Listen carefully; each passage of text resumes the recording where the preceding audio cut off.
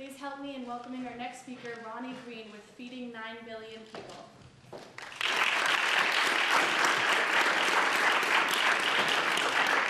Well, thank you very much, and it's a great pleasure to be here today and to have the opportunity to talk to you about what I think is a very important topic for us in today's world.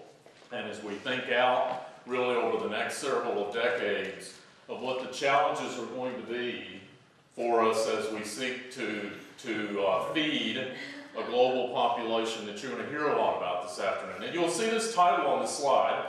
It's kind of morphed for me over the last couple of years. I've been here at the University of Nebraska leading the agriculture program for the last 2 years. And when I first came back, we really spent a lot of time talking about the challenges I'll lay out for you today about global food production and some of the challenges for it in the next 30 or 40 years of time.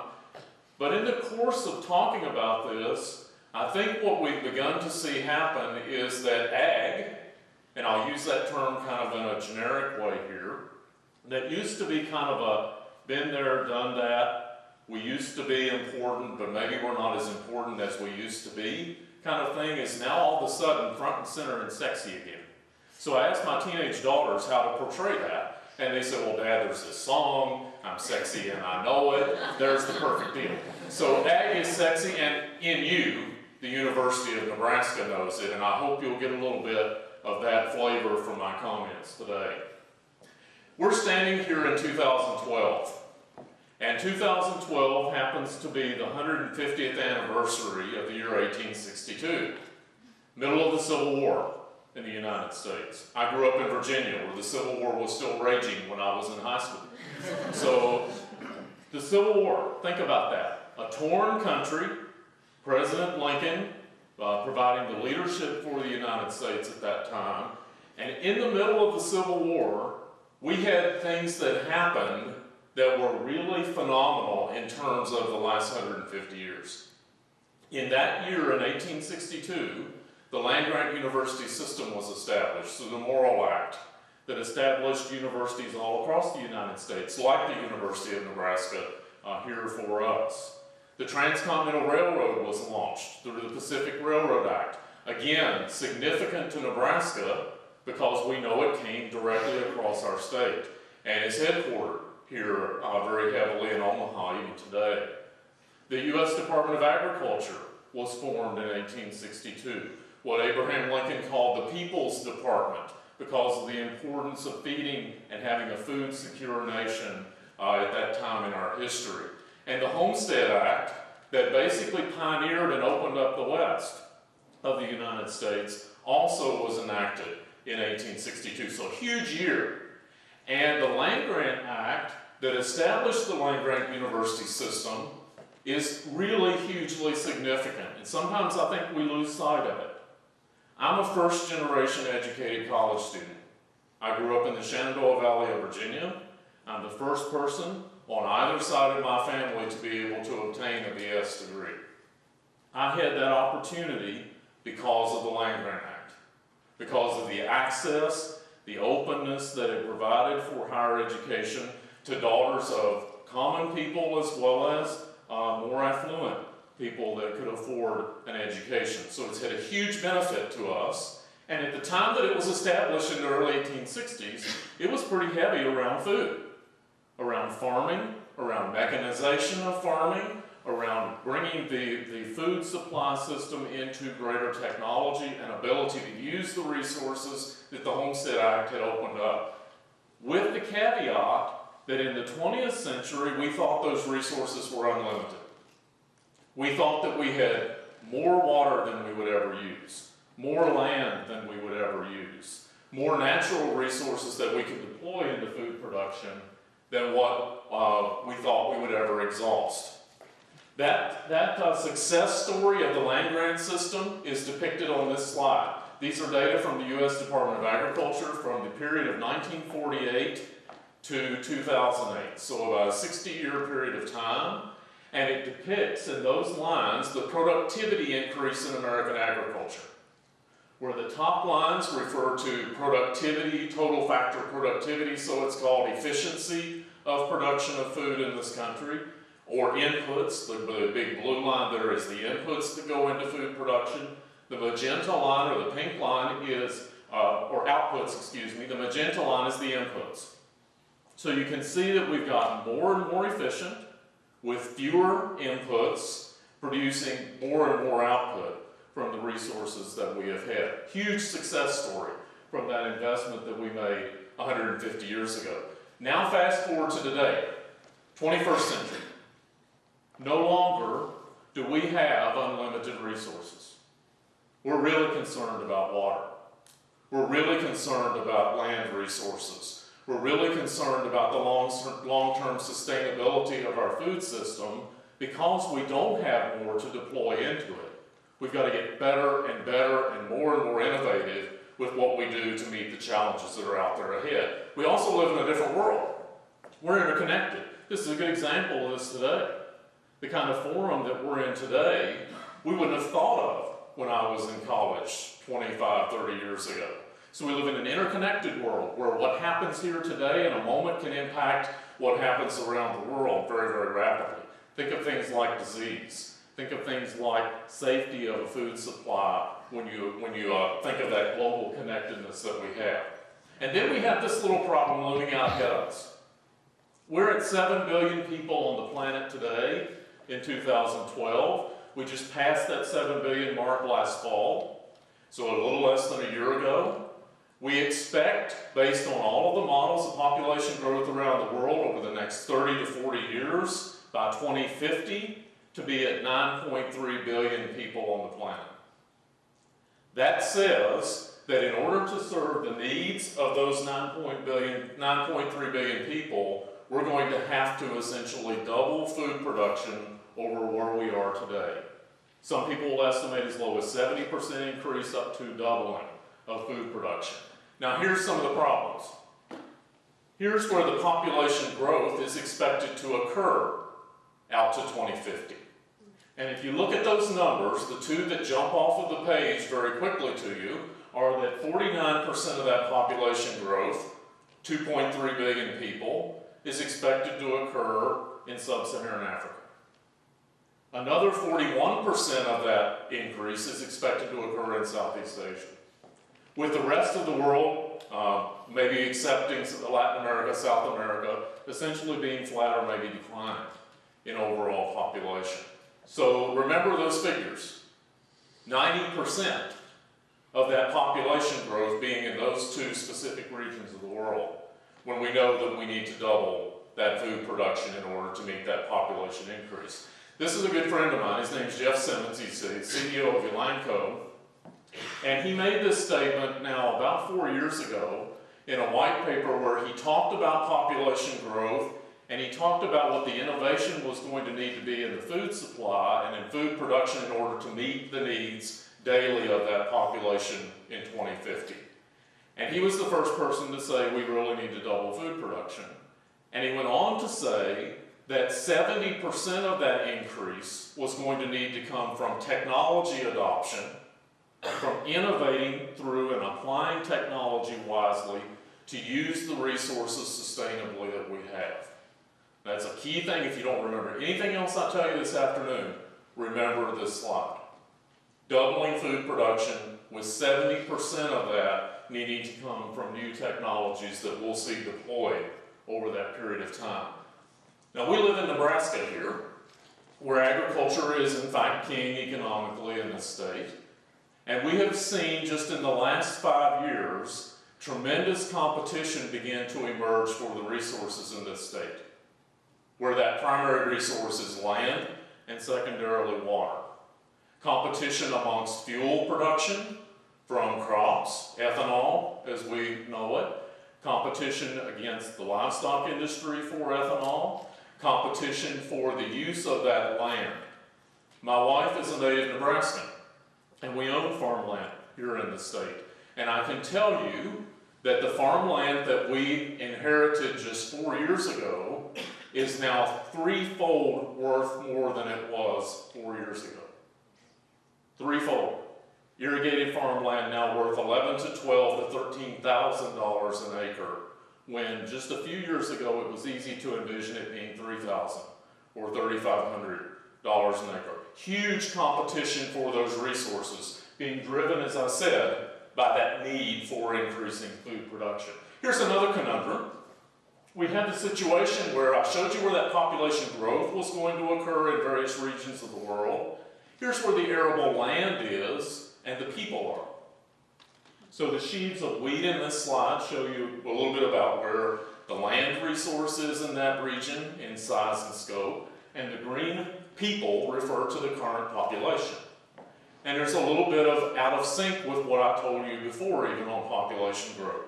If you look at Asia, where most of those people, and increase, much of it is going to come in future years, and look at the arable land resource that's available to support those people. You can see the same thing perhaps in other regions of the world to a lesser degree. And you can see that in North America, we have an imbalance that's favorable toward food production as we move forward. So land resources, people resources being somewhat out of sync in terms of location, if you will. This is a huge issue for all of us globally.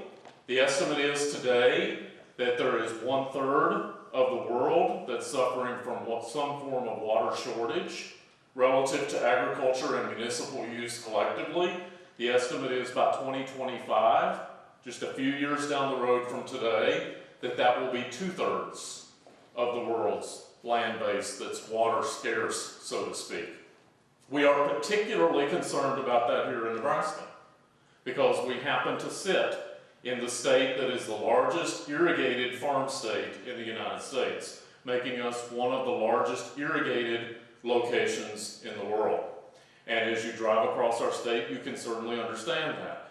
The year that we have just experienced, or experiencing currently, is the most significant drought year, some say since the dirty 30s or the 1930s Dust Bowl years.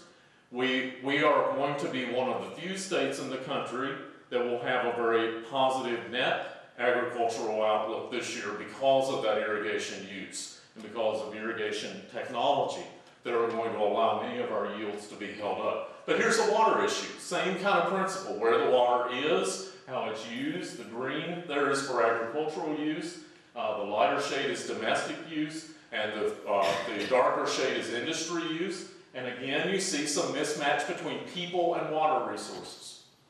I can assure you that water is a huge challenge in India. 1.1 billion people of the world's population currently live in India. Huge water issues currently in mismatch of water supply to where it's needed. And we're certainly concerned about sustainability of that here in North America as well. Climate change.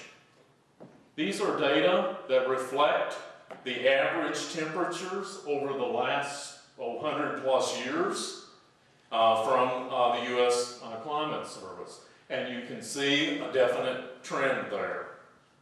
Do we know what the impact of that climate change, if it continues in this pattern, will be on particular food-producing regions of the world? We're beginning to get a little better understanding of that. Do we know with a great degree of certainty yet? No. But we expect that there will be great change associated with water patterns and where it will be favorable for food production in the future. There are some models that predict we'll be a beneficiary of that here in the middle part of the United States, but we don't know yet for certain how that will play out. And in this slide, I want to just provoke you to think a little bit about what are I call are real conundrums for us in this food security issue globally. We talk a lot about being able to and needing to feed a world population that size 40 years from now. But yet today we have an obesity problem in the Western developed parts of the world. And yet we also have 1 in 6 people that are malnourished in that same developed region of the world. So we have this hunger issue at the same time that we have an obesity issue to deal with in terms of our food supply and use of food. It's a conundrum. And I would add to that we also have this huge developing case, and I'd say developing, it's still increasing, of food waste that we have in our culture, where we throw away a tremendous amount of food protein and protein products. So there's a conundrum there. We have more people to feed, we need to produce more food, yet we need to also figure out how to better use the food that we produce today. We've had an ongoing demographic for a long time in what's called a brain drain, if you will, from rural regions of the world, the urbanization of the world. I was told when I was a 16, 17, 18-year-old growing up, and I grew up in agriculture, I grew up in the cattle industry, I was told to go away to college, get a good degree, become a doctor, banker, lawyer, engineer, that would provide me a way of life that would be better. I don't think that's where we are anymore. I think we're actually in the situation where we need the best, the brightest, the minds that will innovate agriculture to be able to meet these challenges ahead. We've got to reverse that brain drain, if you will, from rural regions or from agriculture in general. There's an increasing disconnect in our culture, and this one really concerns a lot of folks, of where food comes from and consumers. There's a real strong disconnect there currently, and you can begin to understand why that is.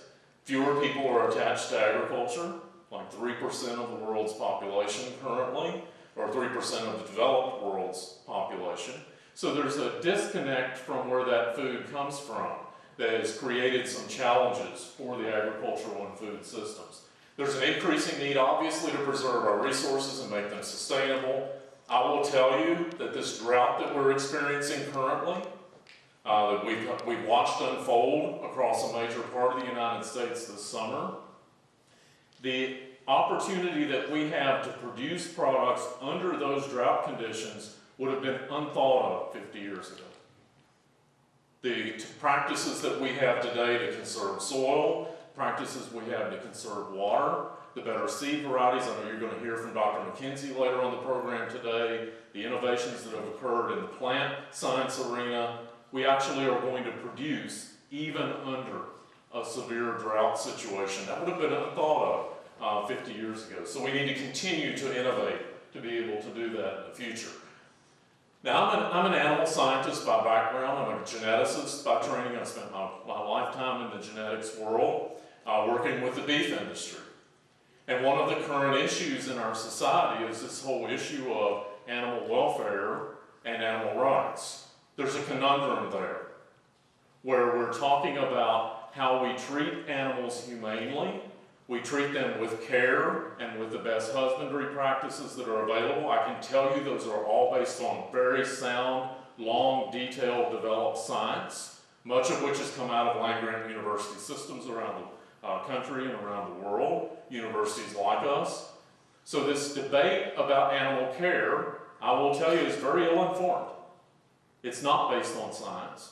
It's not based on the best application of that science, because we do what we do based on those principles, and we have to do a better job of translating that to the public.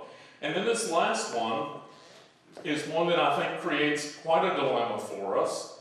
You can't listen to what I've said this afternoon about needing to double food production, sustain our resources, innovate with the use of technology on those resources to produce for the world, and believe that we're going to do it by reversing trends of technology. And there's a lot of discussion in our culture currently. I know I have a strong opinion on this. I'll be full disclosure right up front. There's a lot of discussion in our culture today about turning the clock back and moving back to less technology and less application of that technology, growing our food without technology and science. That will not solve the world's food issues. There is no way we can do it using those kinds of models. So there's what I call kind of a wholesale discussion about industrialized agriculture or large-scale agriculture, that we need to do away with that part of that way of producing food. Absolutely wrong. It's absolutely the wrong thing to do, and we will not meet our challenges ahead if we move in that direction. Now, this is the slide that I want you to remember from the talk.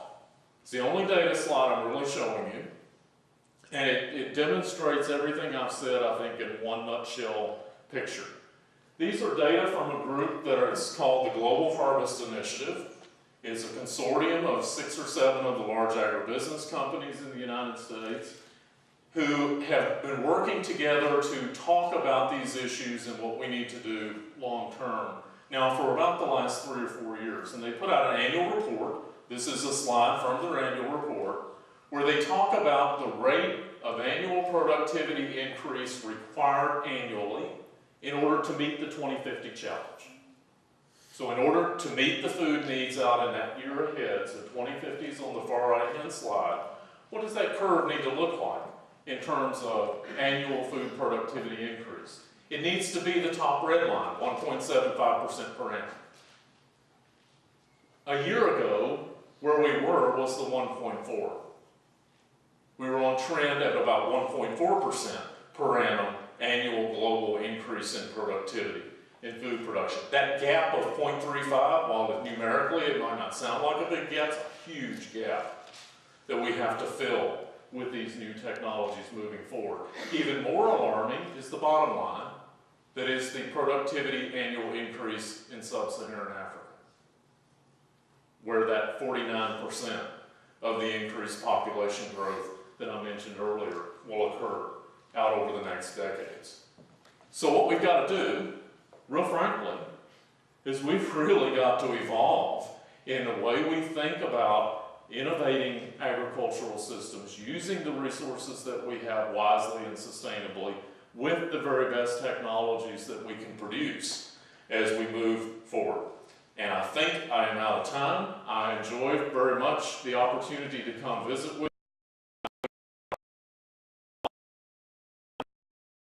our world-leading experts in the field. Applaud and congratulate the TEDx organizers. I know Dean Poser of the law school talked about doing this here a couple of years ago, so it's great to see the students organize that on behalf of ASUN. Congratulations on a great event. Thank you.